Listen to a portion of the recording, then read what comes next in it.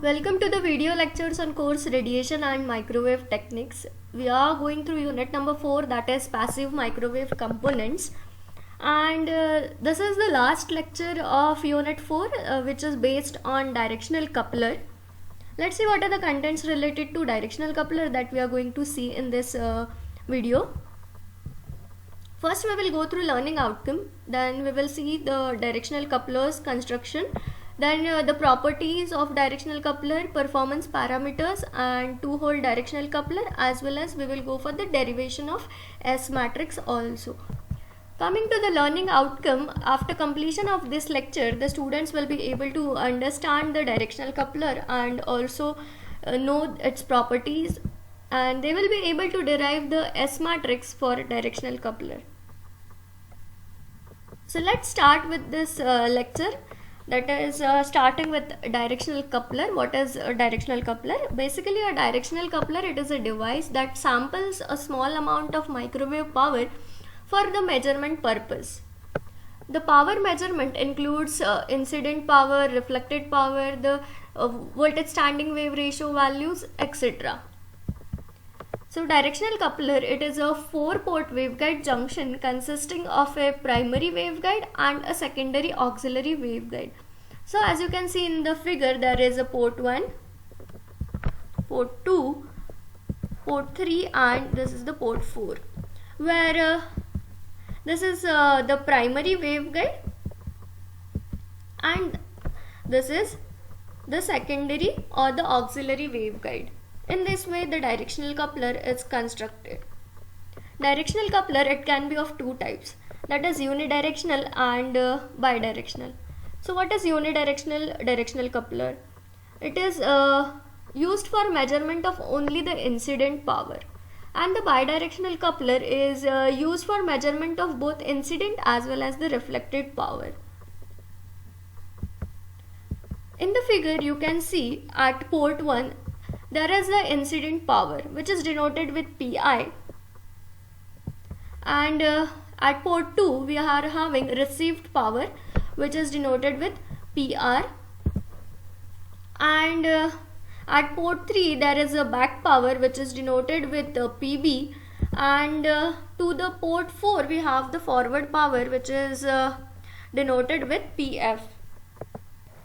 Coming to the properties of directional coupler, consider this diagram. The properties of an ideal directional coupler, they are as follows. All the terminations are matched to the port. When the power travels from port 1 to port 2, some of the portion of it gets coupled to port 4 while there is no output at port 3.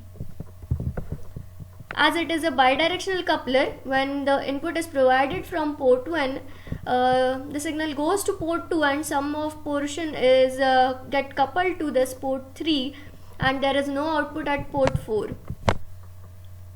Similarly, if the power is made incident at port 3, some of the portion is coupled to port 2 but there is no power at port 1. And if the power is made incident from port 4, the power is coupled to port 1 but there is no power at port 2. Port 1 and port 3 are decoupled, and also the port 2 and port 4, they are decoupled. Coming to the performance parameters of directional coupler, the first parameter is the coupling factor. Coupling factor, it is denoted with C. It is a measure of how much incident power is being sampled. It is the ratio of power incident and the power coupled in the auxiliary arm in the forward direction, and it is given in dBs as 10 log to the base 10 Pi upon Pf. This Pi is incident power and Pf is the forward power. The second parameter is directivity. Directivity, it is a measure of how well the directional coupler distinguish in between the forward and the reverse traveling wave. So it is the ratio of forward power to the back power, which is expressed as D is equal to 10 log to the base 10 of forward power upon back power. The next parameter is isolation. So isolation, it is defined as ratio of incident power to the back power in the auxiliary arm, which is expressed as I is equal to 10 log to the base 10 of incident power divided by back power. Normally isolation is equal to the coupling factor plus directivity. So you can see isolation is equal to coupling factor plus directivity, that is I is equal to C plus D. So let's see the two-hole directional coupler. The figure is showing a two-hole directional coupler. It consists of two parallel waveguides sharing a common broad wall. One of the waveguide is the main waveguide and the other waveguide is the auxiliary waveguide. You can see these are the two holes, and these holes, they are separated by the distance lambda g by 4, where lambda g is the guided wavelength. So a two-hole directional coupler, it is designed to meet the ideal requirement of directional coupler, that is to avoid this back power. So some of the power while traveling from port 1 to port 2, it escapes through this hole 1 and the hole 2. You can see this is hole 1 and hole 2. So the magnitude of power depends upon the dimension of holes. The two leakages out of this hole 1 and hole 2 at the second hole are in phase, so they add up and they are contributing to this forward power denoted with PF, and two leakages at the hole 1 and hole 2 are out of phase at this hole 1, so they are cancelling each other and contributing to the back power, which is equal to 0. So this two-hole directional coupler, it is meeting the ideal requirement of directional coupler, which is to avoid the back power. Hence the directivity of the directional coupler, it also increases. Now let's see the derivation of a scattering matrix. As this is a 4-port device, it will have a 4x4 matrix of the scattering parameters. In the directional coupler, as we know, all the 4 ports, they are completely matched. So S11, S22, S33, S44, they are equal to 0. Using the symmetry property now, we know symmetry property is Sij equal to Sji. So from that we can write S12 equal to S21, S13 is equal to S31, S14 equal to S41, S23 equal to S32, and S24 equal to S42, and S34 equal to S43. Ideally, back power is 0, that is, there is no coupling in between the port 1 and port 3. So we can write S13 equal to S31 equal to 0. Similarly, there is no coupling in between port 2 and port 4. So we can write it as S24 equal to S42 equal to 0. The S matrix now becomes, after putting all the values that we have got, is in this way. So thus here we are having 4 unknowns. Now we will use unitary property, that is the scattering matrix into scattering matrix conjugate is equal to unitary matrix. So I have simplified this, and now we will calculate the same process, R1 into C1, that is row 1 into column 1. We get mod of S12 square plus mod of S14 square equal to 1. If we do row 2 into column 2 and equate it to 1, we get mod of S12 square plus mod of S23 square equal to 1.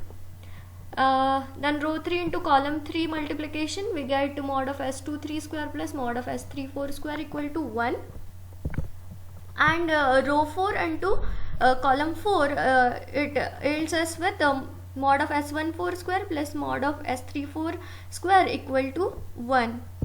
From equation number 1 and 2 and equation 2 and 3, we can write S14 is equal to S23, and from equation 2 and 3 we can write S12 is equal to S34.